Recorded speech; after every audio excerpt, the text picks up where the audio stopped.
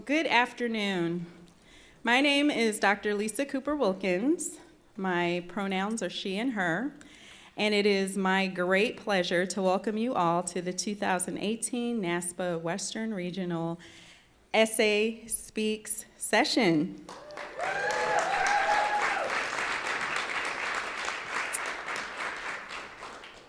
Before we begin, however, I would be remiss if I didn't pause and acknowledge the recent tragedies that have occurred in close proximity to us, including the fires that are still unfortunately raging near several campuses, as well as the recent shooting in Thousand Oaks. I am sure we are all deeply saddened by these events, and our hearts and prayers go out to everyone, including some of you in this room today, that are impacted. Let's engage in a collective moment of silence.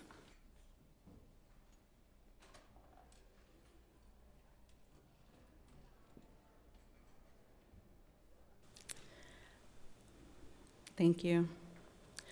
So once again, we are glad that you made the wise choice to join us here at Essay Speaks, which, as you know, is a very special opportunity to hear from your colleagues their own personal and professional stories about things that impact our profession and ultimately that impact the students and the experiences that they have on our campuses.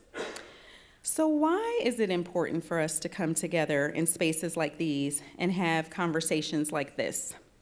Well, let me tell you a story. Courage, fear, and vulnerability walked into a bar.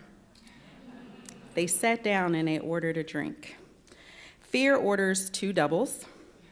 They start to discuss an upcoming event and they talk about what's going on for each of them. Vulnerability says, I don't like the looks of this. We're going to be exposed. People are really going to see us. Feels a little risky. Fear says, with such eloquence, are you kidding me? There's no freaking way I'm doing this. Courage says, we're doing this. Fear and vulnerability, they're cousins. They've grown up together. They've grown closer over the years, and they whisper back and forth a lot, especially in stressful circumstances. Fear's the less complex of the two. It sniffs out what it perceives to be dangerous from miles away and tries to get the group to turn back. Fear's not dynamic. He doesn't explore. He says and sometimes screams, run! Vulnerability has some of fear's DNA. They're related after all. Vulnerability knows fear, but checks things out and sees that if one is to forge ahead, try something out, or create something, that it's risky. Courage is aware of all that vulnerability and fear have noticed, but knows if we don't do this, we risk staying small, not truly connecting, or creating anything new, or being innovative. The cousins gulp audibly in response. Courage allowed pioneers to settle new places, allows artists to paint, sing, and dance, people to fall in love and run races. Makes you nervous just thinking about those things. That's vulnerability and fear dancing. For those artists, pioneers, and lovers, it was not for lack of the warning shouts informing them of their possible demise. It was the courage to move ahead in spite of them. And those words are not mine. They are from a blog by Lena Devine, and a wonderful expression of that challenging dance between courage, fear, and vulnerability. So as we embark on today's Essay Speak session, I need to first thank some people that without whom today would not be possible, and that is my wonderful subcommittee. First, I'd like to ask Ruben Greenwald to stand, please, and be recognized. Kyle Sasai. And Rosie Simpson. So as I continue, I want to say that student affairs professionals need to come together for moments like these. For this young lady, who, she's bright-eyed and bushy-tailed. She has a passion for reading and a love of learning that she got from her single mother who did not have the opportunity to attend college, but that instilled in her a belief in her that no matter what, she was going to be going to college. So for moments like these, that is why it's important for student affairs professionals to be in spaces like these. Student affairs professionals need to come together for moments like these for this young woman who is with her family literally on the road headed to a predominantly white college campus that she has never set foot upon. The student affairs professionals there don't know that that face is thinking about all of the people that she's leaving behind, the neighborhood and family that she's known for her whole life, that she's experienced significant trauma ranging from sexual assault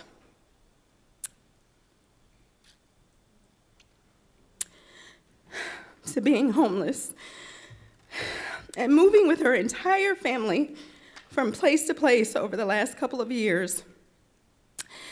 And that despite the joy and the hope that is on the faces of her family members in the picture with her, she is terrified. Can she do this? Is she supposed to be there? Student affairs professionals need to come together for moments like these so that they remember that our students not only don't care how much we know, but need to first know how much we care. And in order to build true relationship, we need to know that they have walked a mile in my shoes and can relate to what I'm actually experiencing so that we can get to moments like these. Oops. So as I transition to introducing, oops, I'm missing a point, sorry. So this quote from Brené Brown, who does a lot of research on courage, talks about if you're not in the arena, also getting your ass kicked. I'm not interested in your feedback. Again, that notion of walking a mile in your students' shoes and not being afraid to be vulnerable enough to let them know that so that we can get to moments like these where our students successfully graduate and achieve their goals. So again, I appreciate you being here, and as we transition to introducing our first speaker, I will leave you with one more Brené Brown quote.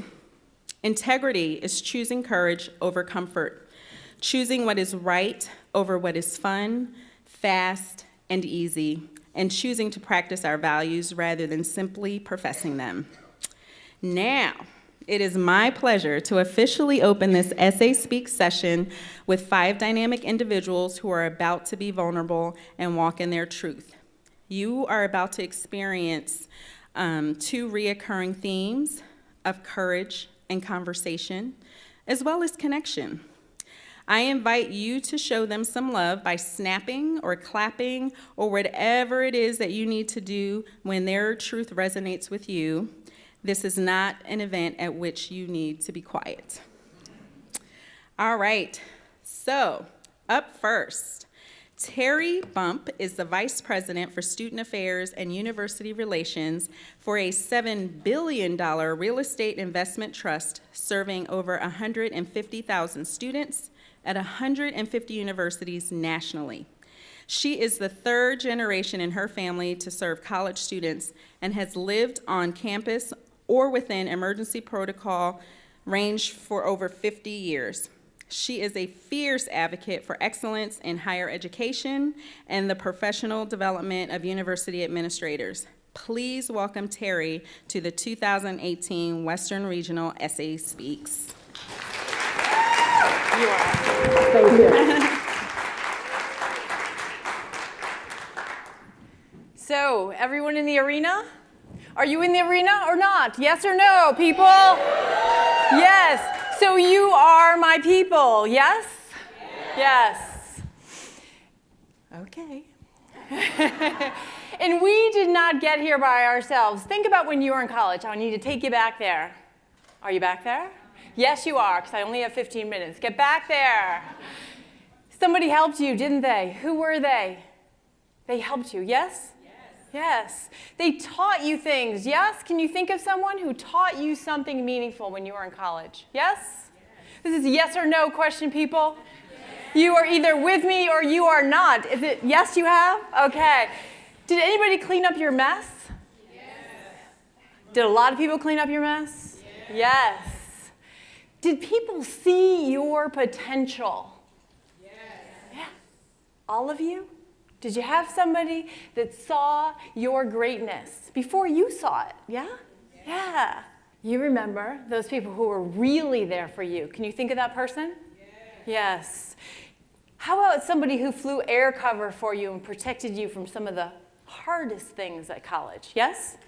Can you think of people? So people who protected you, people who believed in you, and people who saw your potential. Did you have those people in college? Good, because I want you to think about those people. Now, I was born third in a family of five kids born in 4.5 years, no twins. That would be Irish Catholic. And I'm the one doing the work here, can you tell? Yeah. And I was breathing rare air, and I just realized it probably about 15 years ago.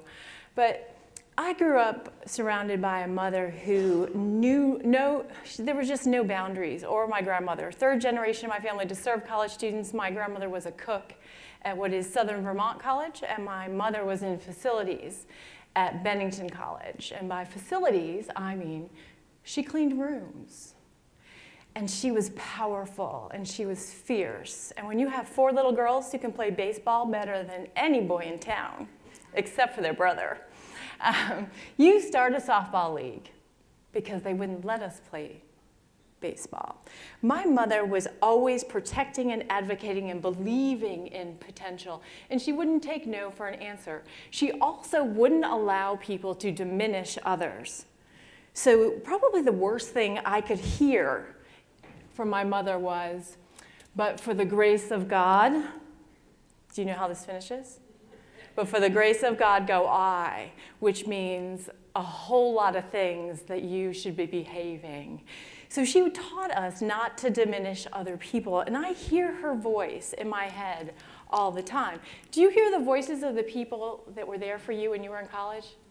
The ones who believed in you, protected you, and expected great things from you? You hear their voices.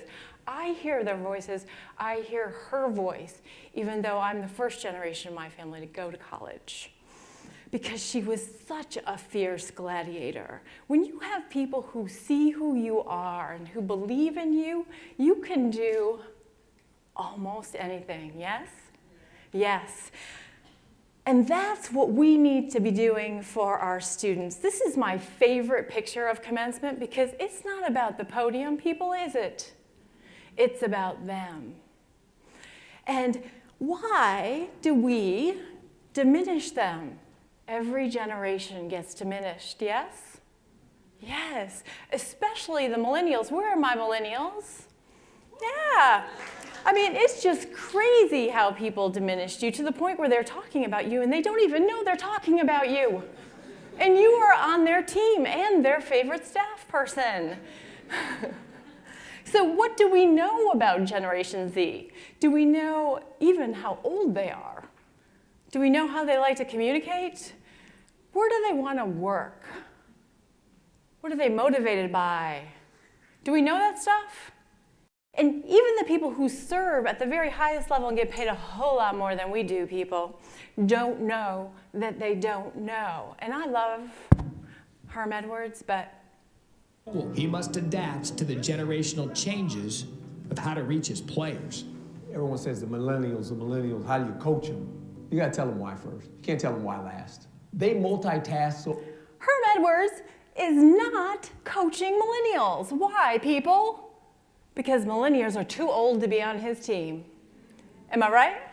Yes, but he doesn't know, and neither does ESPN. People just don't know what they're talking about when they engage in this generational speak. What we're really talking about, isn't it developmental level? Do you remember when you were 20? Did you do things you shouldn't have? Can I get an amen? Amen. Yes. Did you get caught? No, you didn't, hopefully. And it's also about change. It's also about fear of change. We think we might get replaced by those new, young, hip, faster folks, so we want to diminish them. And then there's this cottage industry of people who want to take your professional development dime and talk about this generation. Teach you, folks with master's degrees and doctorates, how to work with your students. That's just crazy. How many of you saw this picture? Yes? Everybody see it? You see it now. When I saw this picture, I had a thought. Who had a thought? I had a thought. And my thought, unfortunately, was negative. And when you have negative thoughts sometimes, you miss the magic. And I missed the magic until later in the day when I realized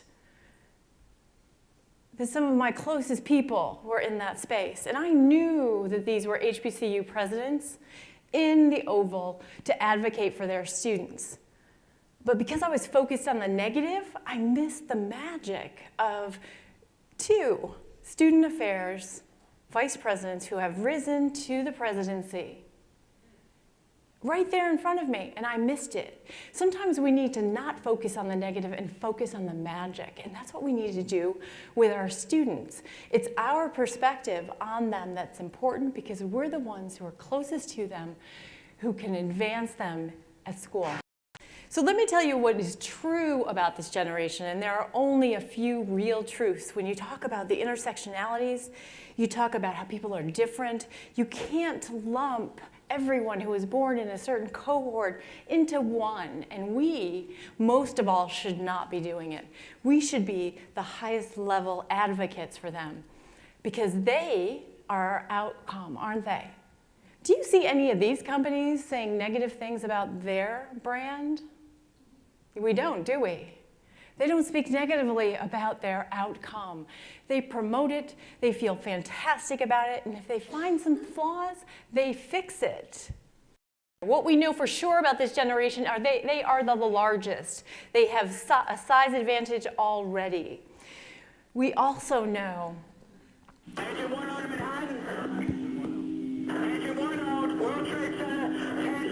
that they were born into a world where orange is no longer a color but a caution, a world we created, a world where heroes look different, one where their parents lost their homes, and maybe the choice of going to college was diminished because there was no more money, because of things that we did.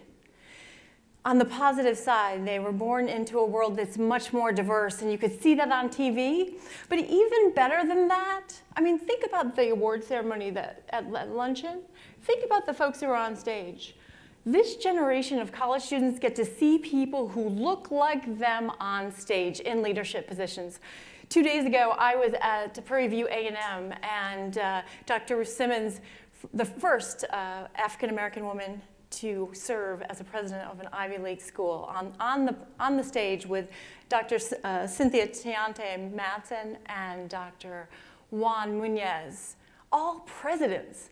So all the students in this space are looking at these 3 presidents.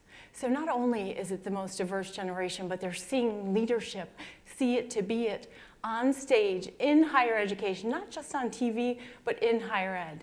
They were born to a country where they saw their first black president and where love won for the very first time. They were born into technology, yes? Yes, they were, but they're not experts. How many of you were born when there were cars? I have seen Californians drive. You are not experts. The pace of change in our country is so fast. We're in a country that is divided more than ever before, where higher ed is under fire. I need you to commit. If you're going to be in this arena, you need to see the fire in their eyes. You need to understand what they want and who they are. I need you to remember those people who believed in you. They didn't tell you who you were. They asked you who you are and what you wanted to be. You need to be the people out there finding the talent and looking at it and not making it look all of the same. There are a lot of ways to get things done, and we need that diversity. We need you sitting around a table where people don't understand what you already understand about intersectionality. And when people start saying things about Gen Z, about millennials, you say, whoa, not true. There are 5 things that are true about this generation: size, diversity, post 9/11, financial crisis, technology. That is it, people. Those are the only things that are true. And everything else is made up. And are you going to sit there and listen to it and let people speak about your outcome, your students? Or are you going to help these students navigate by breaking down barriers and breaking down walls of people who say they're entitled or just want the money or they don't communicate or they don't whatever? No, you're not. Because you're in the arena, yes? Are you really? Yes or no, people? Yes. Because I need you to be their gladiators. I need you to be able to speak up and speak truth to power. And when people are saying that they're not worthy, you're the one who's going to say that they are. I know, like my mama, I am going to be in this arena fighting for them for the rest of my career. And I have skin in the game, skin at the table. And it's not just for them, though, it's for all of our students. We need to be advocating on their behalf. So I have this friend, Robert Page, and he likes to say, great leaders see the future. And that is so true. If you are great leaders, I would also say that you need to believe in the future. Your students, you need to believe in them. You need to advocate for them, and you need to protect them with everything you have. So when you hear this music, you can be real proud because you might have helped someone who might just change the world.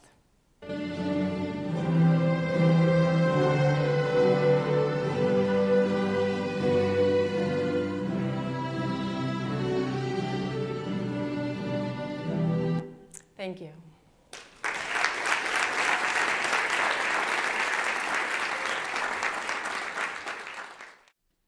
I have the pleasure of introducing a good friend and a colleague at Sacramento State. He's currently the Cerna Center Coordinator, and Michael Lemus will be taking us through a journey of storytelling and his personal journey to becoming emotionally fulfilled in the field of student affairs. He will also introduce you to the law of attraction and manifestation work as it relates to reclaiming your own happiness and that of your students. So Michael, please join us.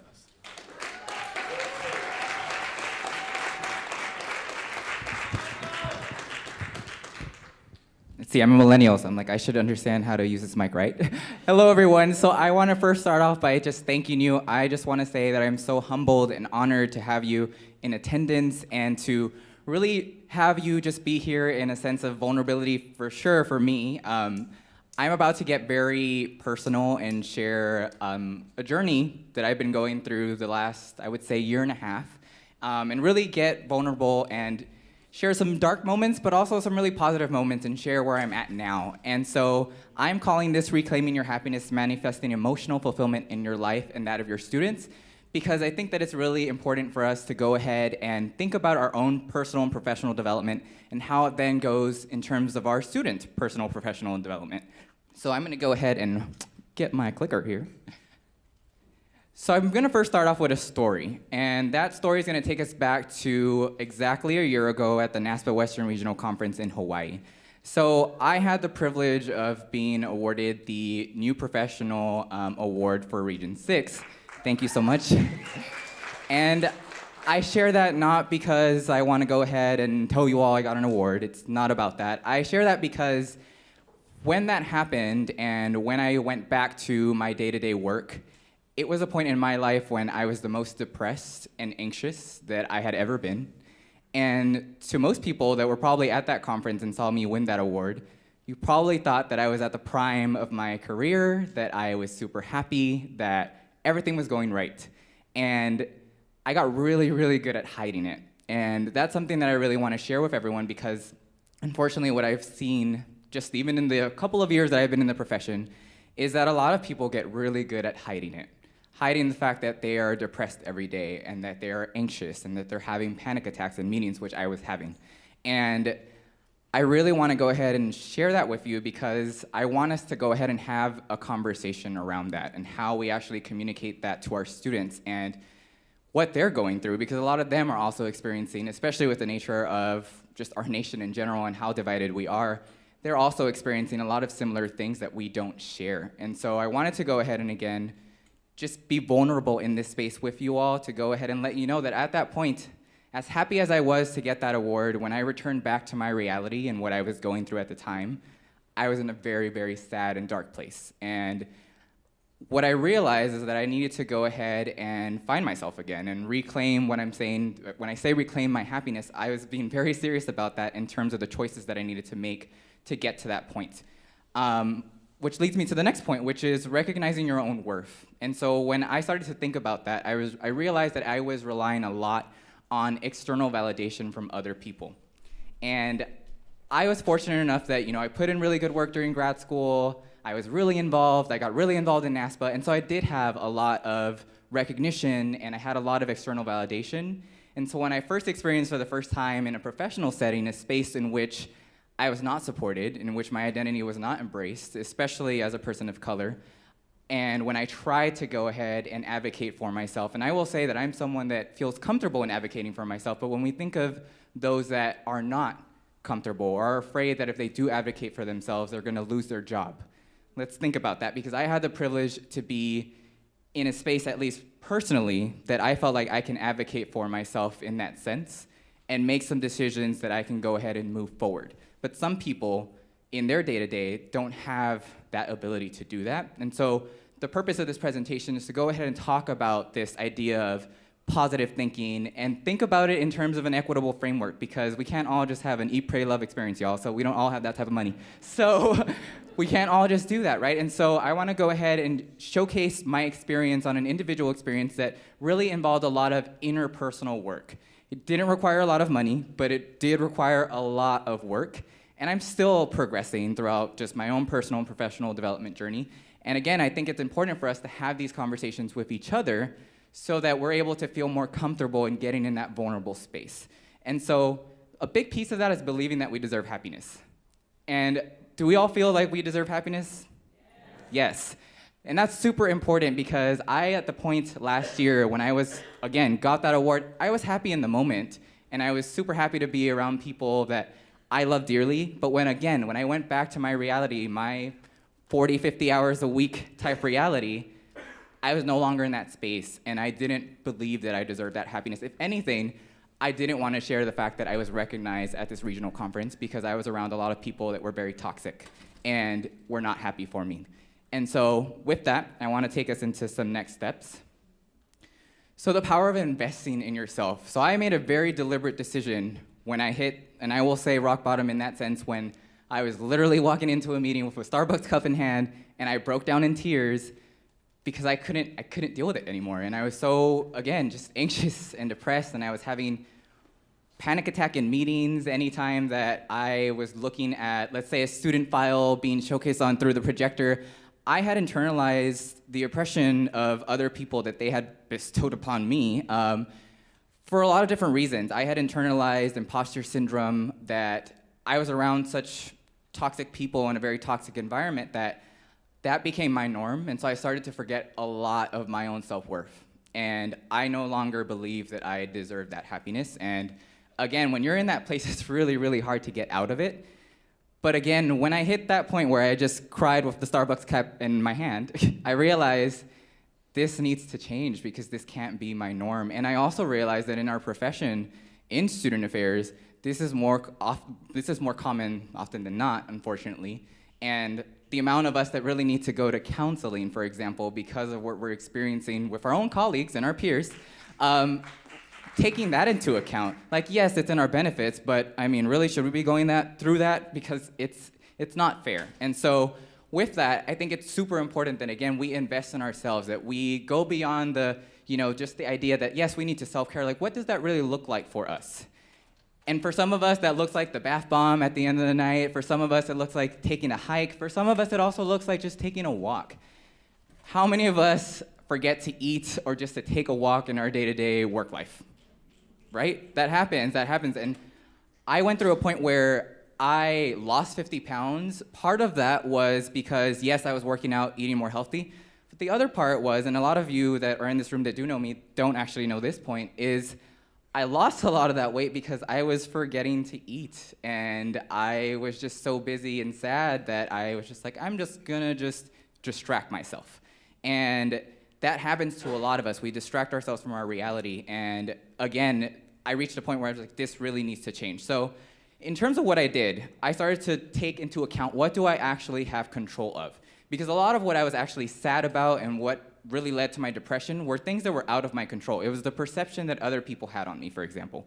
It was the belief that I needed this external validation to go ahead and move forward in my career. It was the fact that I was 24 entering a space, in an office space, that people retire out of, and that a lot of people were threatened by that.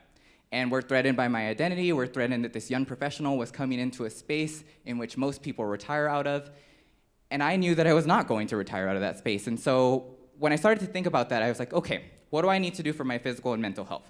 So physical, big stress relief, just to throw out some things. Like, what do you all to do to stress relief? For me, it's exercise. What do other people do? Just yell out. Read, okay, yes. Dancing, Netflix, yes, for real. So we do a lot of different things. We do a lot of different things to de-stress. And so I started to take that into account in terms of what do I do physically, but also mentally. So I went to counseling during that year. I still continue to go to counseling and found it very important to go ahead and heal. And that's what it really came down to. And I realized that it was much more than my day-to-day. It was healing through family trauma, healing through what other people were experiencing. We're in the nature of work in which we absorb a lot of emotion, a lot. In our day-to-day life, we're always experiencing so many different emotions throughout the day. It's very easy for us to take that home. And that was happening on top of all the other toxicity that I was around. And so I started to think about what do I actually have control over when it comes to my thoughts? And so Ruben talked about me introducing this concept of law of attraction. How many people have heard of the law of attraction before? So quite a few. So the law of attraction, for those of you that don't know, is basically that if you have positive thoughts, you will create a positive reality. And while, yes, that is true, for many of those self-help books, and we were learning about the law of attraction, they're not talking about a very important thing. It's how do we actually apply that through an equitable framework? How do we apply that for people of color? How do we apply that for people that are afraid that if they do start to go ahead and have these positive thoughts and want to advocate for themselves, what happens if they're in just such constant fear that they're going to go ahead and, let's say, get fired for advocating for themselves? That's the important piece there that I really wanted to make sure to talk about here, is how do we apply a social justice framework to this reclaiming of your happiness? Because at the end of the day, we all deserve that happiness, no matter what someone tells you. No matter if you've gone through your whole life and people telling you that you don't deserve that happiness, I'm here to tell you that you do, and to really start to believe that you do, because that's the big process, because we often try to save others and love others, but we don't love ourselves. And that's the really big piece there too, because if you don't love yourself, you cannot save someone else. You can't love someone else fully because you're still needing to do that internal work. And that was a lot of what I needed to do. So I changed my environment. I left that place. I made a very deliberate decision, and I remember telling leadership at the time that in order for me to reclaim my happiness, I need to leave this space and I need to leave this external environment. And that was very difficult because being a young professional in that space, I thought I was gonna go ahead and retire from that space. I had gotten into a point in my career where I was already in a prime spot, making really good money. I thought I had already made it in the profession and in terms of where I was at in my age. And then I realized the money wasn't worth me having mental breakdowns. And the money and the people in that space were not worth me not believing in myself. And so with that, I also like to call it that I went on a spiritual journey because I decluttered. And when I say decluttered, I did a physical declutter, so getting rid of things that no longer serve me, but also, and I don't know if you all do this, but I'm just gonna go ahead and share this. I went on a decluttering of social media and my digital space and unfollowed, deleted, cut out all the things that I felt were no longer serving me, because we hold on to a lot of people for the sake of holding on to people. And when you have a lot of toxicity around you and when that becomes your norm, sometimes you don't even realize that that's what's happening. And I went into a space where I realized if we are no longer serving each other, we don't have to keep this, I will call it fakeness going on, because it's not really helping anyone. And so with that spiritual journey, I really took time to heal, mentally, physically, emotionally, to share this story with other people. Because I remember a colleague of mine where I was at beforehand saying something that really slapped me in the face, that really stood out to me. And she said, when I'm next to you, I feel like you're always perfectly put together, and I feel like I need to do something different when I'm next to you because of just who you are. And that really stood out to me because when she said that, that was a point where my depression had hit an all-time high. But again, I had gotten so good at hiding the fact that I was depressed and anxious, and a lot of people thought, here he is, this perfectly put together guy, young professional, has his things together, when in reality, again, there was a lot going on that I was not comfortable sharing. And I find it very important to share this with you all, and again, why I'm so humbled and honored that you all are here to hear this story, because I don't know if this is resonating with you. I hope that it is in some point, that you feel comfortable, if you're not already doing this, to share this with yourself, your peers, your colleagues, and also your students, because again, we are here to serve students, and if we're not having these conversations with our students, how do we expect them to grow and feel comfortable when they get into the roles that we have? And so with that being said, I also thought of how I impact others, and not just my students, but also those that I interact with when I'm leading a space, when I am in charge of a committee. Am I getting vulnerable and sharing those pieces of my spiritual journey with others as well? And so with that, these are actually my two students that I supervise. So this is Oscar and Maribel that are here in this picture. And I share this picture because for the first time, I supervise students in which I'm having these conversations with them. And every Friday we meet in the afternoon and we talk about things that need to get done for the office, of course. But I also have some really powerful conversations with them around what does it mean to be a leader? What does it mean that when you're going through stress or sadness or anxiety or you're thinking about identities, what does that mean for you in your development? And I don't remember when I was a college student having those conversations with a supervisor. As a matter of fact, I don't really remember having a lot of those conversations with people in general. And I find it so important in my own development to go ahead and have these conversations with our students, and to have our conversations with my friends, to get vocal, to continue that self-advocacy, but also thinking about it again, going back to that equitable framework, not everyone has the ability to go ahead and do that form of advocacy that I was able to do, for example. And so I'm here to also talk to you about when you're thinking about self-development, when you throw out the word holistic advising, holistic development, it's such a buzzword in our profession. And we also know that, and maybe you'll agree with me, but this profession can also have its dark moments, and it can also be pretty cutthroat, and it's very political.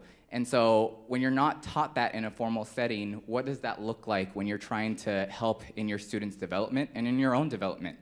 And so this picture here is just very powerful to me because, for the first time, I'm starting to have these conversations with people that I supervise. And if I were to have those conversations when I was a college student, I can only imagine where I would be now in terms of just my own development and understanding that it's okay to advocate for yourself. It is okay to remove yourself from toxic environments, even if you think it's the dream job. If you're going through such an experience in which, again, you don't believe in yourself and you are no longer happy, I just want to go ahead and just share it that it is okay to leave. It is okay to leave. It is okay to cut people out. Even if it's those that you are close to, if you are no longer serving each other and they are bringing you down, it is okay to remove yourself from that environment.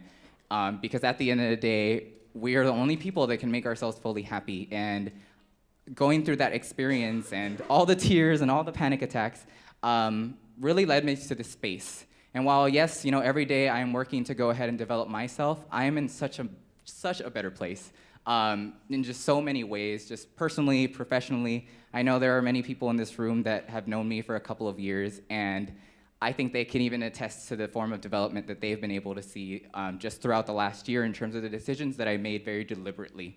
And so again, I want you all to just think about what does that advocacy look like for you? And as you're applying that social justice framework to this advocacy, what does it look like for a student when you're telling them, think positively, but then they're going through food insecurity and they're trying to think about how they're gonna feed themselves that day?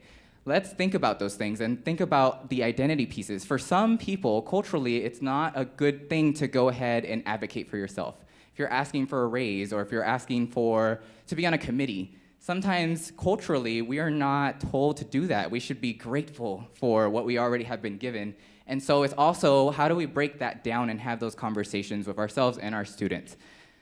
So just to end off, I want to go ahead and just share an additional piece of what I've been doing in terms of the student affairs profession and how I want to go ahead and work with other people in this form of impact and development.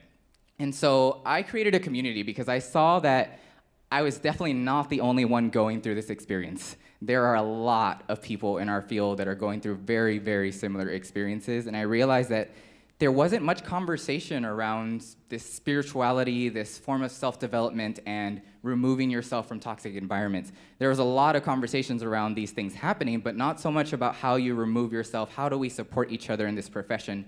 And so I decided to create a community. And it first started off with a Facebook page, so that is up there. If you want to follow it, go for it. But it started off with a Facebook page in which I started to go ahead and post some YouTube videos, writing that really helped me to heal, and also to go ahead and share out my story. And it was incredible because as I started to share it, there were people from all over the country in the student affairs community that were reaching out to me, thanking me for sharing that story because they hadn't heard anyone else share a similar experience that they were going through. And that was incredibly powerful because I don't know these people, but they were reaching out to me because I shared my story, and I realized how important it actually is to share even those vulnerable, painful pieces for people to feel like they also have a sense of community. So I started to write. That was part of the healing. I started to go ahead and share out through YouTube videos, through pictures, through motivational quotes, through all of those pieces, but really, again, forming in that social justice framework to go ahead and let people know that as I'm going through this journey, I'm also very intentional in knowing that other people, depending on their identity and their frameworks, may look at this differently. So I don't want you all to think that this is the right way to do it. This is the way that I did it that worked for me, and what has led to such incredible growth and just happiness for me. And so that's the reason why I really wanted to go ahead and share this experience.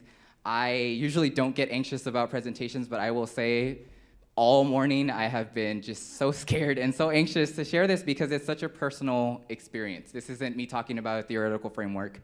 It's not talking about assessment. It's me sharing out a piece of vulnerability. And again, if you are wanting to go ahead and partake in this type of community, there are these spaces, but there are many other spaces in which you can get support. And the real big piece and the takeaway that I want you all to have here is that you are not alone in this, even if it feels like that, because I certainly did feel like that. Even though I had plenty of people around me supporting me, I felt like I was just deathly afraid and alone and in such a panic mode.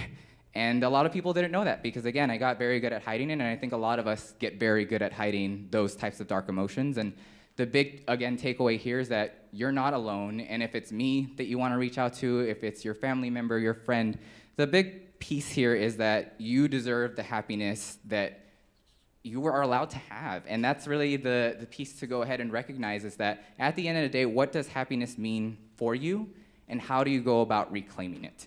And so as we move forward in that form of self-development and think about that and how it impacts our students, I really hope that you all, after this presentation and the rest of our speakers that are talking about these vulnerable pieces, think about how you are going about reclaiming what you deserve.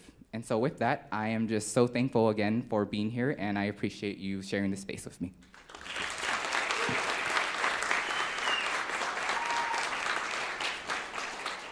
Over the past 15 years, Damien Renault managed transitional housing programs in Southern California, helped to develop foster youth service programs all over the state of California, worked with partners in areas of human trafficking, pulled a needle from the arm of a crying mother under a bridge, talked suicidal bridge jumpers away from the rail, consoled grieving families during a visit with their coma-induced children in Arizona, created lasting rehabilitative programs for lifers in prison, and guided educational plans for homeless parolees.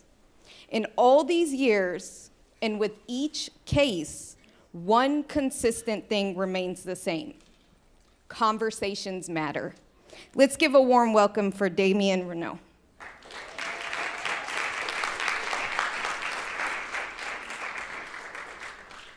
I was asked to bring some innovative ideas. So the whiteboard. Is that not innovative? All right. First of all, I want to thank the first two people that, can you all hear me? Is it okay from here? I don't really need this. Oh, okay, for the filming, sorry, all right. So I want to thank the first two people. That was extremely personal and really real, so thank you very much. Before I get started,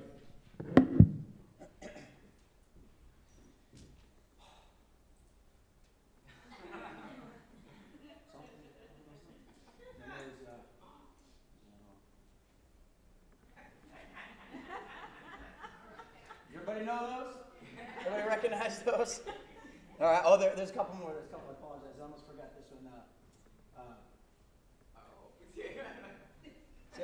That one's actually a brand new one. My son did that. I do those because conversation matters, communication matters, right? And so it changes over time quite frequently and very quickly. My son, the last dance was from my son, but my son, when he first started doing the floss dance, that first dance I was doing, he was doing it, and I thought to myself, oh my gosh, what is he doing? And then everybody on his baseball team was doing it. And then everybody else from the other teams were also doing it. And I thought, wait a second, I thought it was just my son doing that crazy dance. It was like everybody. Now everybody in the world is doing this thing. And I still ain't really got it down, but I'm getting better. Damien@me.com, iCloud.com, gmail.com, yahoo.com. Should I go on to AOL? Anybody got an AOL.com in here? You don't have to, I was going to say, you don't have to necessarily raise your hand. But as you can see, things change very fast. What I've noticed is that the students that I work with all have Gmails. I've got a Yahoo, and they're like, Yahoo? Man, you are a Yahoo for having Yahoo. Things change very, very quickly. We need to change with it. The thing is that whether it be that dance or the email addresses or anything else, the truth of the matter is our students, my students, I see it all day long, my students are constantly talking to me. And many of the times, because I work with the foster care, and I work with the homeless students, and I work with the formerly incarcerated. And so the reality is, oftentimes, they don't want to speak. And the truth of the matter is, they're speaking all the time. And we just have to learn their language. And when we talk about innovative ideas and innovative approaches, what we've already heard from two people already is that innovative ideas and innovative approaches have to go back. Anybody have stamps? Anybody write checks? Right? Yeah, we have to go back. The truth of the matter is I have conversations with students about their resumes. And when we talk about sending out their resumes, what we say is, put that thing in a letter. And they say, what is that? And then mail that thing out. And they talk, mail? You mean like email? No, snail mail. Wouldn't that be weird? See a resume show up on your desk in snail mail. Open that thing up and see their name. Conversations change. We have to change along with it. Real quickly, what I want to do is, because I'm truly honored, I was invited here by the vice president of my college, San Joaquin Delta. San Joaquin. Although this morning I was at a wrestling match with Sac City, and we lost to them badly. So sorry, Lisa. But thank you for for inviting me. But real quickly, we've got a lot of you out here that have a lot of amazing experience and a lot of amazing training. And so one of the things I want to do a quick existential house cleaning before we move forward. And what I want to do is, you're going to hear some things that you've heard all weekend. You're going to hear some things from me that you probably have heard most of your careers, most of your lives. And because you've got amazing experience and amazing education, what I'm here to say is, I'm not going to try to take any of that away from you. You get to keep that. But what I want to do is understand that some of those moments, I call those no-duh moments. I'm going to say some things you're going to be like, no duh, Damien. We've heard that before. But as we think that, as we say that, the truth of the matter is maybe we need to hear it a little bit differently.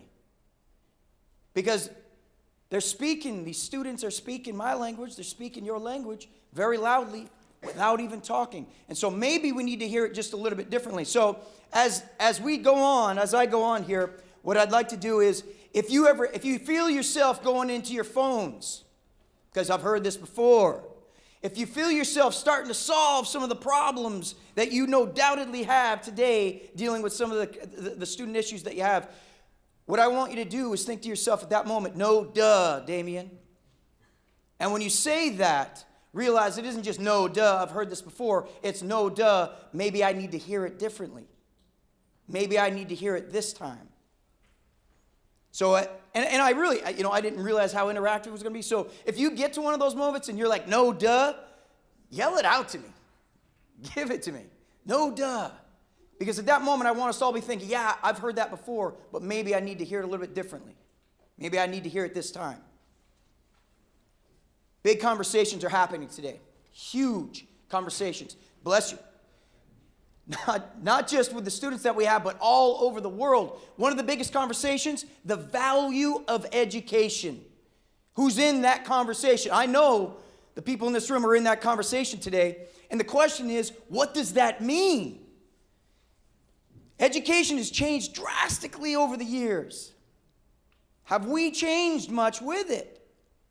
And are we trying? Are we moving into good directions? But I'll tell you a really simple conversation. What is the value? What does that mean? Define the value of education. For all of us, we probably have something in our minds that means. What happens in my office is very simple. All we do is talk about having real conversations. Was that a bless you? Huh? The value of education is really simple for me. College. And the problem with this, college, when we say college, all too often a lot of the students that are walking into our colleges are going, I don't know if college is for me, and B, do I need college at all? That's the value of education. Trillions of dollars in debt, right? Trillions of dollars in student debt. The value of education. So how do we define? How do we define for those students that are asking those questions? Because when they're sitting in their seats in a classroom and they say, why am I here? And they can't answer it, man, that makes things difficult. Then what is the value of education for them at that point? So I try to simplify it. For me, this is what I do. I try to simplify. For me, college kid potential student walks in and says, I don't know, somebody told me I need to be here. I need to go to college. That's what they said. College equals education. I think we can all agree on that. Education equals training. I think we can all agree on that. And if we can all agree on that, and we can tell that them, we can help them understand that, then at that point, everybody needs training. I don't care if you're flipping burgers at McDonald's, which is a great job, building skyscrapers, or doing surgery. Everybody needs training. And guess what? We work for colleges. Colleges equals education. Education equals training. Guess where I can get that training for you? Right here in my office. Let's begin right now. So redefining that value of education, helping them to understand when they're sitting in that classroom, why am I here? Because you're in college, education equals college, and training equals education, and you're trying to get the training so that you can get the job that you actually want. I worked for the prison system for many years. And the average length of time that any person would sit in a job was 6 months. 6 months. And that's not much different for the population of foster youth, homeless, formerly incarcerated. 6 months. They don't have a problem getting a job. They have a problem keeping one. And that's through training. And just so happens, I do that. So do you. Let me give you some quick stats.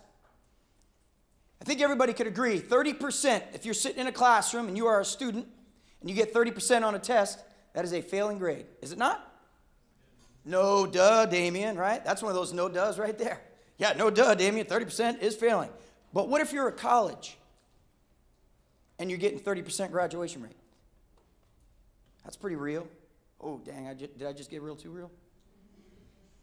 At 30% graduation rate, we're high-fiving each other. Great job. Bam. 25 years ago, roughly almost 25 years ago, I left social services. I was in foster care. Almost 25 years ago. The graduation rate of foster care at that time was 3 to 4%, college graduation rate. Now, 25 years later, millions of dollars, hundreds of millions of dollars, more innovative techniques, more programs, more people, a lot more ideas. 25 years later, guess what the graduation rate is today? 3 to 4%. How? How is that possible? And yet we continue to talk about change. How in the world is that possible? How could that be happening? Is it because we're not speaking the language? Is it because we're not seeing those no dumb moments that we say, yeah, you're right, that needs change, but we're actually not doing something different to change it? I don't know. Frankly, I've been guilty of that for many years. Despite this, here's the funny thing. We talked about letters earlier. Putting a letter in an envelope, putting a stamp on there, sending that thing out. There's nothing more sexy than that. Sending that thing out. The funny thing is, our students do it all the time. They write letters all the time. Today we call it texts. So again, are we speaking their language? Are we changing the conversation? I'm trying to. I know you're trying to. But are we taking those no duh moments? Over this weekend, over the times that we've sat in conferences, after, we call them different things, right? Summits. We call them all kinds of things. And as we're sitting there hearing these things, I know that we run out and we start immediately wanting to do big things. But are we taking those no duh moments, not the big ones, but the small no duh moments that says 25 years ago, foster youth were not graduating college, and I want to do something different than that. No duh. What are we doing with that? These simple things. One of the things, talking about conversation, because I think conversation is absolutely important. More than anything else. That's why I brought that. Because it doesn't matter what technique I try to use. It doesn't matter what kind of program, if I had an AI robot here talking to y'all, it wouldn't change those no duh moments. The only thing that really will is if we change the no duh moments and we have a real conversation with the person that's sitting before us. That's what changes those. I mean, I know you know that. I'm preaching to the choir. You do that all the time. Do we pay attention to those no duh moments? Here's a great example. Goals. We've all been in these amazing conversations about goals. We've heard them since we were a kid. Oh my gosh, is that my picture? Oh man, it was something going on with my hair that day. Oh, that just popped up. I don't know what was happening. I was leaning back a little bit. Anyway, we've all had these conversations with all kinds of people. Teaching the conversations, asking about goals, having goals asked of us on a regular basis. That's happened for years. Here's a lot of how it goes. Stop me if you've heard this before. Hey, you got any goals? Oh, yeah, I got goals. Great. What are they? I'd love to get a job. You want to get a job? Yeah, I want to get a job. Man, good job. Yeah. And I'm out. How can a goals conversation happen like that? There were no steps to achieving that. So here's a goal of mine. I dream. My goal is to put on a cape and fly like Superman. That's a goal. Might call it a dream, right? And so right now, those of you are having no dull moments, so here's the deal. If I said that to you, you'd probably think I was completely crazy. It might be the yellow glasses. The reality is, let me be vulnerable for a second. I wear yellow glasses, and I've got 11 different pair of glasses. They match my shirt and my socks. But my vulnerable moment is I got a hole in this sock. That's my vulnerable moment right there for you. But, so, going back to Superman, if I fly like Superman, you're telling me I'm crazy. You're thinking this guy is nuts. You can't fly like Superman. And the goal is over. You got a goal? Yeah, I want to fly like Superman. Great job. I'm out. Dude wants to fly like Superman. But what if I said this? This weekend, I'm going to make a design for something called, and forgive me here, I do not know how to spell trebuchet. Does anybody know how to spell trebuchet better than that? Never mind, it doesn't matter. Everybody know what a trebuchet is? It's in those medieval times, it's that big arm that would put a flaming rock and it would shoot flaming rocks at the castle. So what I'm going to do this weekend is I'm going to design, write on paper, a trebuchet, and then my family who's here today, Lisa got to meet my kids. My family who's here today, what we're going to do in Sacramento today is we're going to get together, we're going to go to Home Depot. You know what we're going to do? From this design, we're going to buy all the things that we need to build this trebuchet at Home Depot. And then we're going to go over to our house, and all week, what we're going to do together as a family is we are going to build this trebuchet thing. It's got a basket here. Here I am. This is me with a smile on my face, building a trebuchet. Here's my wife with a smile on her face because she's going to be the one that cuts the cord. So I sit my butt into this trebuchet with my smiling face. I put my cape on, and it's flowing in the wind. And my wife cuts this thing, big old smile on her face, and I go fly like Superman. Are we having conversations like that? Because if somebody talks about something as simple as goals, are we breaking it down like that so that they actually achieve them? Isn't that our goal? So that they actually achieve them? Guided pathways is something that the Community College Network is doing right now. Thank God we're doing that. You know, years ago we probably call it over, and really kind of AKA guided pathways, AKA education plan, right? On steroids. Thank God we're having those kinds of conversations right now. The other thing that's really important, that I feel is really important with those that I work with, is that they understand that question of why are they there? Why are they sitting in these seats? And so you may have heard the terms stackable degree, stackable certificates. At the community college level, we have these certificates that people can get that can be some of them as little as four classes. And those classes work toward other certificates, build on other certificates. And those classes that they're working on, those certificates build on a degree. Stackable degrees, stackable certificates. I'll give you a quick example. There's an associate teacher, early childhood associate teacher certification. Early childhood associate teacher. It's 5 classes, 15 units. I looked it up because as we were looking that up, I literally Googled associate teacher, early childhood education, jobs, Stockton. There were over 100 places in and around Stockton looking for associate teacher, and that's a 5-class certification. The beauty is that associate teacher certification, all 5 classes, works toward a master certification as an associate teacher, early childhood education, and that most of those classes work toward an AA degree in early childhood education. And the reality is the students that we're working with, because if 30% are graduating, 70% are not, what's the conversation we're having with the 70%? Because the reality is the 70%, life happens, and they're bouncing in and out of colleges all the time. And so we want to make sure when they bounce that they've got not college, but training. And so we help them to build their stackable certificates, stackable degrees on top of each other. Because life happens. The other day, a young lady was in my office and said, she was upset leaving school. School ain't for me. She said, school is not for me. I want music And there's people that have done music that don't have degrees, and I just want to stack my bills. I need to stack my bills. That's what she said.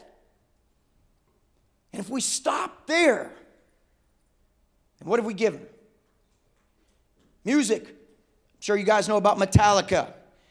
So I'm one of my favorite hair bands. It's actually Motley Crue. But Metallica, back in the 80s, a big hair band, they used to trash hotels and do drugs and do all that stuff.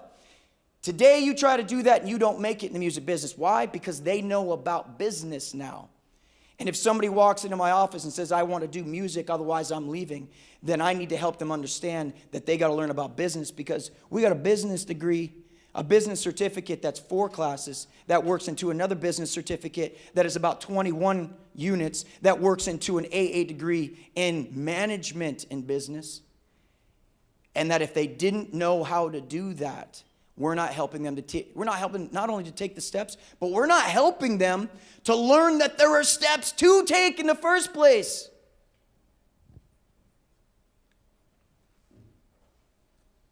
I'll leave on that high note. I appreciate you guys very much. Thank you for having me.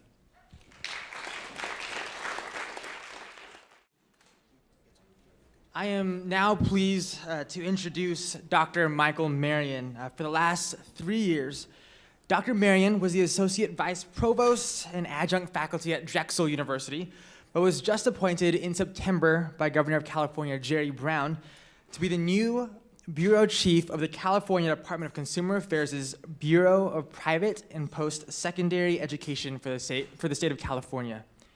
He is also a facilitator for the Mountain Valley chapter of the American Leadership Forum, and just launched his own independent consulting firm, Marion EDU. As a senior administrator in higher education and government, Dr. Marion's responsibilities and expertise span a wide spectrum of areas in education and leadership across an array of educational settings. Not only has Dr. Marion established himself as a leader in higher education, serving students in public and private universities, but he is also a leader in the community. Dr. Marion promotes a strong commitment to civic engagement, recruitment, and retention initiatives within the region, and he has sat on many committees, boards, and commissions throughout his professional career. Presenting from the title, I Am Bias, I am pleased to introduce Dr. Michael Marion.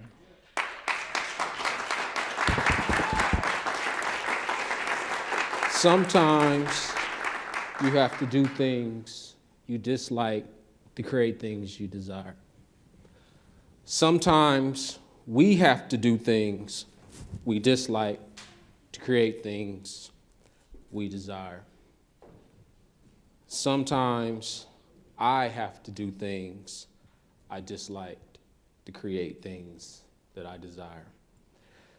Good afternoon, everybody. It is an honor and a pleasure to be with you today. Rounding up to about almost 20 years in higher education, I've been asking myself this question: am I biased? And on my conscious side, I'm thinking, who, me? On my unconscious side, I'm thinking, yes, I am.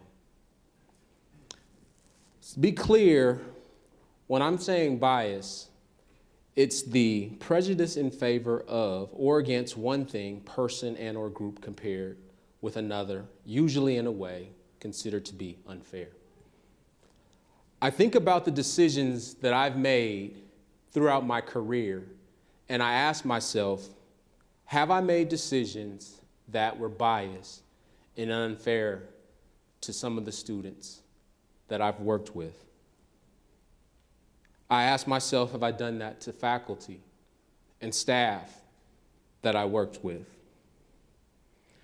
When I think about the brain, the neural brain, it is said that 11 billion bits of information go through your mind every second, but you only register 40 bits of information. 40 bits, not 11 billion or million. And so thinking that and knowing that, I often ask myself, how am I doing in engaging our students? And what am I thinking about when I am engaging with them? Am I fully present? Am I with them? We talk about being student-centered and student-friendly, but I think it's important to see this quote that I just pulled up. The eyes see only what the mind is prepared to comprehend. Which means that how I was raised and or what I've been through will likely affect the decisions I make and or the interactions that I have with students, faculty, staff, and or parents. So when you see this word on the screen, what is the first thing that comes to mind? What does your conscious say? And or what does your unconscious say? Because remember, we have 11 bits of information, 11 million bits of information that comes across your mind, but only 40 bits register. So when I see the word immigrant and or you see the word immigrant, is it this? Because I'll tell you, when I first came to higher education as a student from Portland, Oregon, family from Mississippi, this is not what I thought of when I thought of immigrant. I had no idea what the sign meant, and it didn't register with me at all. But what did register when the term immigrant did come was this. Based on how I was raised and where I was raised and what I experienced. And it's interesting, this word immigrant, because isn't this country founded on refugees and immigrants? Let me give you another one. Healthcare. What do you think of when healthcare comes up? What are your biases that come up with healthcare? Is it elderly, Caucasian, or based on your upbringing, could it be a 3-month-old child or a child born 3 months early to 2 young black families? 2 black parents. Is that something that came up to you when you thought of healthcare? Because in this society, it's interesting how the media likes to point out things based on who's in office, where you are in the world, and what information is being fed to you. Now, I'll tell you, when I was raised and how I was raised, the latter one is the one I thought of in healthcare. That's what I thought of. But what I didn't tell you about that second picture, that child born premature, is my son in the back. That I'm a doctor, that my wife's a doctor, that my brother-in-law's a doctor, that my brother's a doctor. You just saw a picture of a child born 3 months premature who is healthy as can be in the back. But it's a stereotype that comes when you often think of healthcare. Let me give you another one. Crack cocaine. What is the first thing that popped in your mind, in your conscious, versus your unconscious? Was it this? Or was it this? Pookie from New Jack City. How many people know Pookie? Raise your hand, be honest. Which better known as Chris Rock, which is a movie. Unfortunately, the media will show you the second picture, but the mass amount of people that use crack cocaine were from the suburbs. What biases do I have?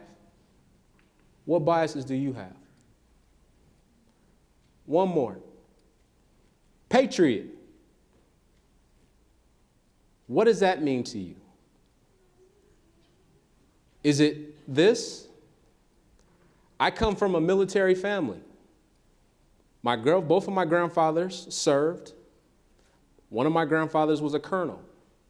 So when I think of patriot, this is what I think of. But is this not a patriot? Because in my world, that's definitely a patriot. And that doesn't take anything away from the first one at all. But in our society and where we are today, the media would like you to think that the first or the second one is the wrong one. We have to remember, as educators, why is this stuff important? Often we like to say that we're student-centered, student-friendly, and I believe that we are, wholeheartedly. But often I ask myself, are we not working in institutions that were established at a time in which they weren't established to support our student population? Were they not built upon principles and morals at a time when we were not allowed to go to institutions of higher education? And I think we have to be careful as educators to remember not only meeting our students where they are, but also checking ourselves as administrators, faculty, and staff, and making sure that the people that we are hiring are student-centered and student-friendly, but also don't dismiss their biases. We all have them. I have them. You have them. And so when we show up to engage with these students on our campus, are we our full self? Are we our authentic self? Or are we pretending to be somebody they want us to be? Because the policies and procedures that are set up on a lot of our campuses these days are not meant to serve the students in which we serve. And that's a conversation often people don't like to talk about. But as an educator and as a community, we have to be bold enough to be able to have some of these conversations.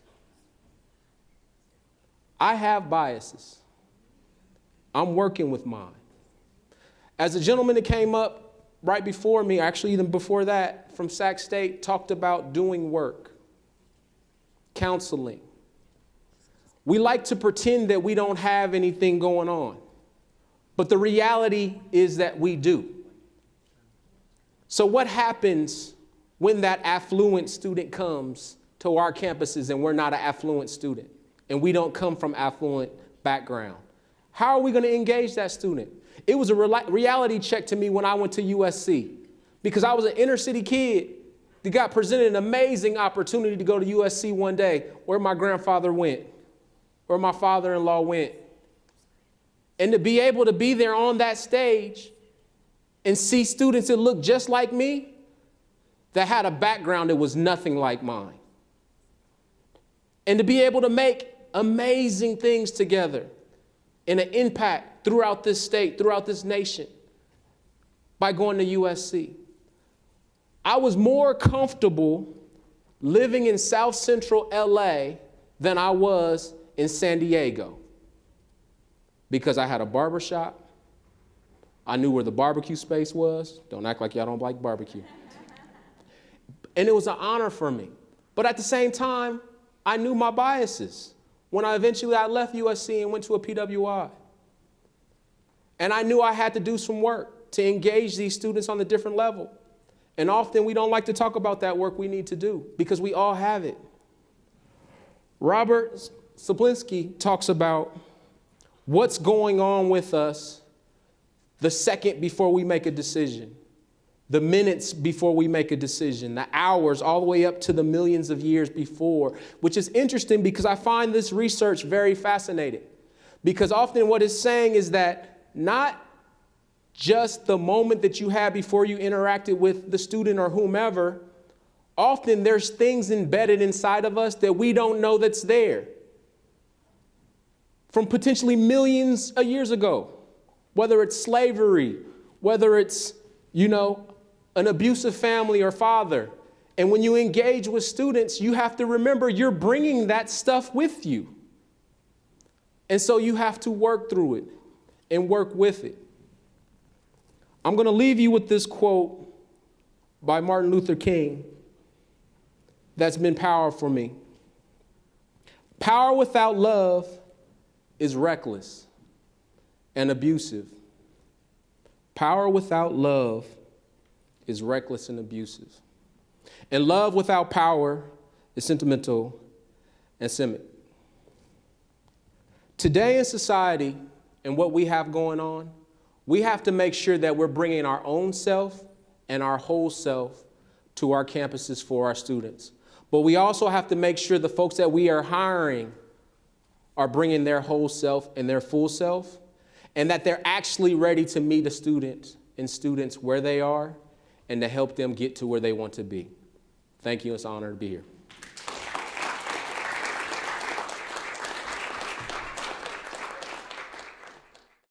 So as I go into my 25th year in higher education, as the assistant superintendent, I'm the vice president of student services at San Joaquin Delta College. I am reminded of the saying that growing old is not for sissies, nor is the work of the student affairs professional. And so today I have just been so impressed by all of our speakers because they have dug deep and shared with us from a very vulnerable and courageous space about what it looks like to be student affairs professionals serving the students, the new students in our institutions that come to us with such wide variety of perspectives, of life experiences, and it is going to take us showing up as our authentic selves to really to be able to continue to help support them in being successful. I am excited to bring up our last, but certainly not least of our speakers today. I have a very special place in my heart for this person. She's a mentee of mine, and I want to begin the introduction by sharing a quote by Viola Davis. Life is a relay race. When you receive the baton, you run like hell for your leg of the race.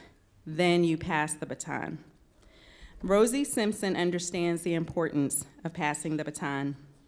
She is a devoted foster child and youth advocate who mentors foster youth, creating dialogue surrounding the exploration of educational and career options. Coming from a double incarcerated household, navigating her adolescent years in Oakland, California, and lacking the foundation of a stable primary education, everything was falling into place for Rosie to continue on the same path as her parents.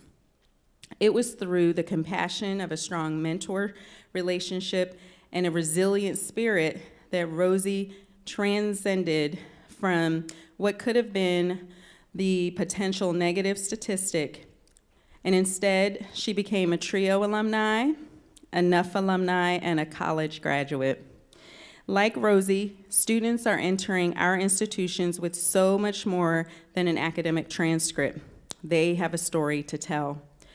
While sharing her story, Rosie hopes to inspire thought by challenging how we as student affairs professionals are encouraging students to tell their own stories. From the Success Trio program at the University of the Pacific in Stockton, California, please give a warm Naspa welcome to Rosie Simpson.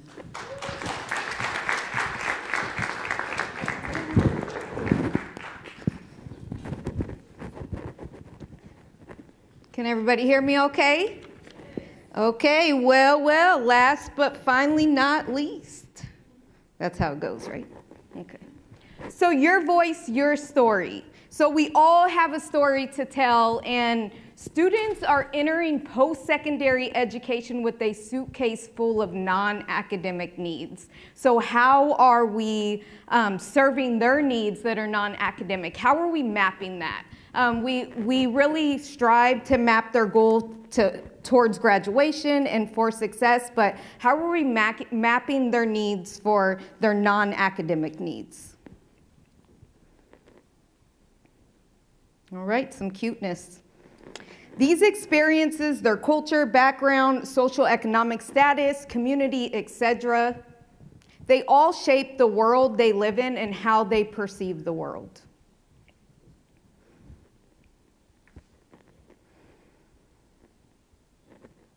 But do we ask, where did they start? What's their experience? How did they get where they are today? And where did they start? Prior to my first year in college, I was attempting to survive high school, and it was a difficult attempt. I was living in an environment where I was unsure where I would be sleeping that next night, which typically opened and started at the end of my school day with an awkward conversation. Hey, what are you doing tonight? I was really searching for a place to stay that night. So I would lead into that conversation to see which group of my friends had plans that night and who I may be able to crash with. This conversation often led to me staying at one of my friends' house and at some points even sleeping on a teacher's couch.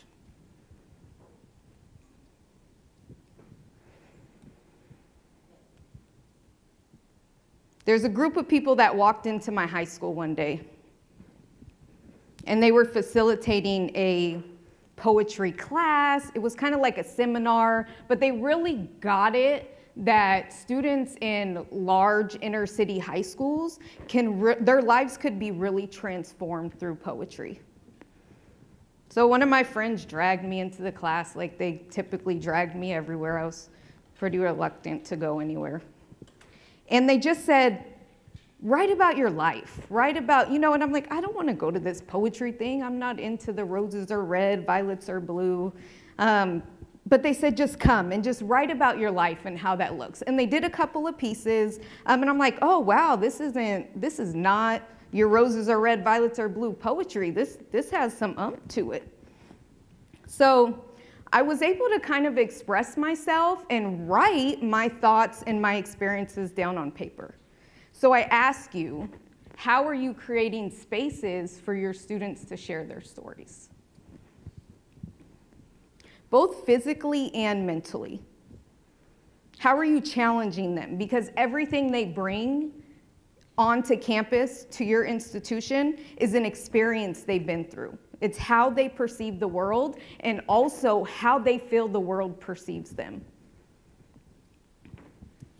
So through that class, that session, those people that came to my high school campus, I wrote a poem. And that poem, I'm going to share a couple poems with you this evening, and I'm going to make it quick so we can wrap this thing up. The first is called I'm Yelling, and that's really my pre-college piece that I wrote, and I'm going to read another one, or I'm going to recite another one that I wrote while I was in college. So this little kid right here on the couch, that's where I started. And this was the way I was able to share my story. And when I was able to share my story, I feel like I was more accepted. I had more connections on campus, but I also opened the door for more people to relate to me, as well as to be an advocate for other people that are going through similar experiences.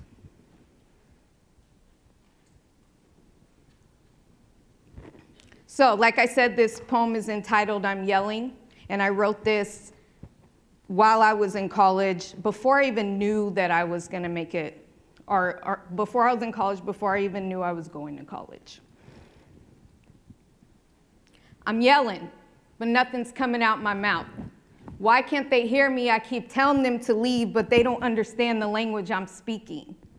It's like I'm an alien and they're looking at me, but they don't understand my language because I'm not a dope fiend.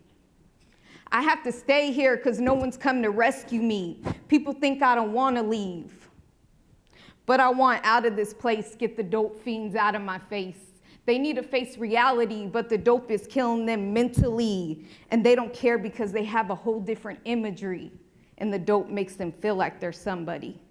As I act like I'm blind because I don't want to see how my life is here compared to how it's supposed to be. Do I have to leave? Are they taking me away? Sometimes I don't care because I don't want to stay. Yelling and screaming is what I hear so loud 10 pillows can't spare my fear. And when my fear is spared, it's because he's gone and left me here. A goodbye, but no hug is involved because it's emptiness love, but it's left me so cold. Why must I lie, do your dirty work yourself? Why hate the social worker for giving me counseling? It might help. Why must I be involved in these family issues? 1 year left to be a kid, I try so hard to be the best daughter to you. And if you give me some of your time, then I'll be all right, but you can't because you're trying to make money. It's like your #1 priority. Yeah, you came and got me when my mom wasn't doing right. And you, I think, for giving me the privilege to call you dad, and I'll always love you, but you're making me sad. I hate it when you put me through these family issues. It's giving me the blues. And until I have the guts to step up to you, I'll just sit in my room hoping the day will come when you'll know who is really who. And the one other person I could be with in my life doesn't know how to act right. For her drug actions, I paid by losing her at 8. Not physically, but mentally, because she lost base with reality. I cried inside, but when I reached my hands up, no one grabbed them to guide. And the crying inside wouldn't just go away. Because I knew the next time I see my mom, she'll be in an orange suit that isn't cute and in jail for drugs that she shouldn't have used. But now I'm older and facing reality. But I see her repeating herself with the next baby, on drugs and with a man that wasn't even clean enough to love. But she did it anyways. What must I do to make you realize that being wrong isn't right? It's time to stop messing up people's lives. It's time to put the alcohol and drugs away. I hope you grow up and be a mom someday. Because you know what? I'm breaking these chains. And this is something your grandkids will never have to debate. Because I'm the opposite of you, never giving them pain or mental abuse. I'll be with them all the time, never making them hurt inside. I'll be the mom for them that you never were for me. Because I could never abandon my kids and leave them incomplete. Thank you.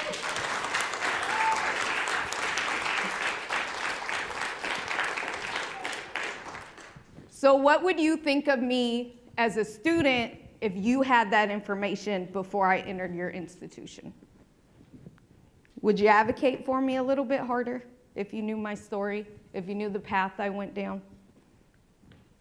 So how are you creating spaces for students to share their story?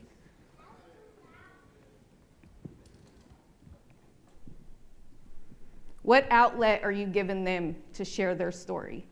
There's a foster youth that I work with, and he paints remarkable pictures.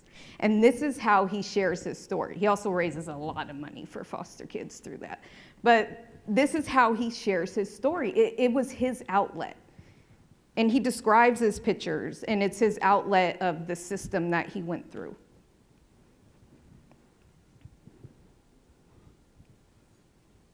The final piece that I'm going to share with you is called access.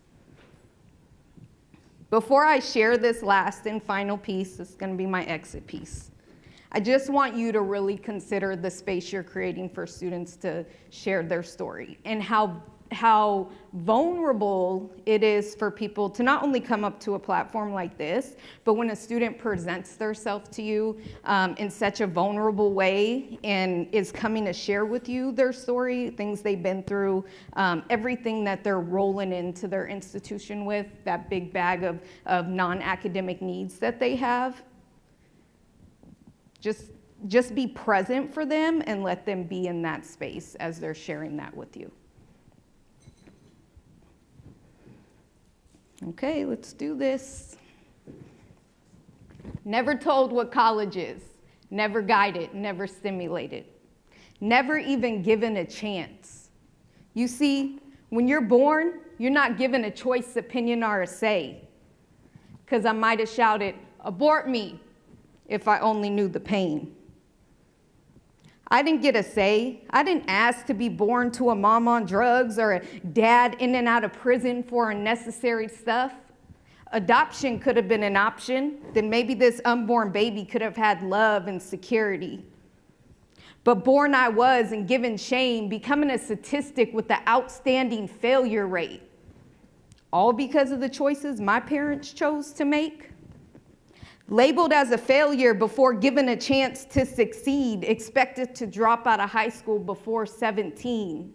But luckily, I had people to intervene. People who showed compassion for me, tolerance, discipline, and time. And without them, I'd probably be walking the streets not knowing left from right. trying to figure out what I want to do with my life, but instead I'm striving to be a productive member of society.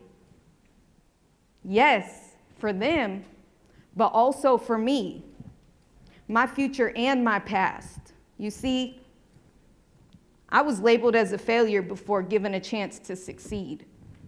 I turned that negative statistic into 2 college degrees. Thank you.